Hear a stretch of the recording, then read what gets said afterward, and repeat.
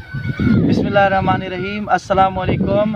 अभी माशाल्लाह आप देख रहे हैं पीछे के कितना खूबसूरत माहौल हो गया है। ये माहौल कैसे हुआ कि अल्लाह तबारक व तआला ने चंद लम्हों के लिए छोटी सी बारिश नाजिल फरमाई और सारी चीज़ें धुलकर खूबसूरत लगने लगी हैं। ये जो पीछे नेचर आप देख रहे हैं कितनी प्यारी लग रही है।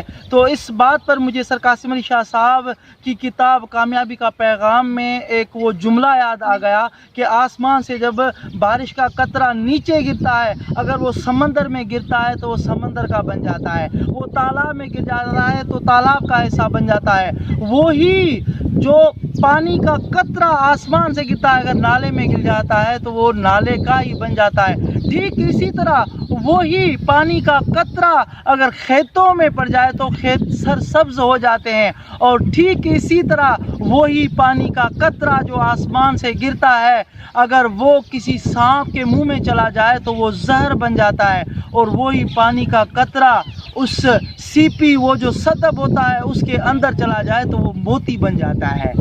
अब ये हम पर है कि ये जो बारिश बरस रही है ऊपर से, इससे हम किस तरह फ़ायदा हासिल कर रहे हैं। और ठीक इसी तरह से जो हम बातें सुनते हैं, उस्तादों को सुनते हैं, टीचर्स को सुनते हैं, मेंटर्स को सुनते हैं, हम किस कॉन्टेक्स्ट में उन बातों को लेते हैं और किस तरह से अपने अंदर जाने देते हैं, ये हम पर डिपेंड करता है। तो बारिश का कतरा तो एक ही होता है, लेकिन वो जिस किसी के साथ मिल जाता है वो उसी का बन जाता है। तो ठीक इसी तरह जिस तरह बारिश ने आज सारे इस नेचर को धोकर सुथरीला कर दिया है, सुंदर कर दिया है, खूबसूरत कर दिया है, खुदारा आज आप भी अपने दिलों को हसद से, बुग़्ज़ से, कीने से, नफ़रत से धोकर दिलों को पाक कर दें। बहुत शुक्रिया।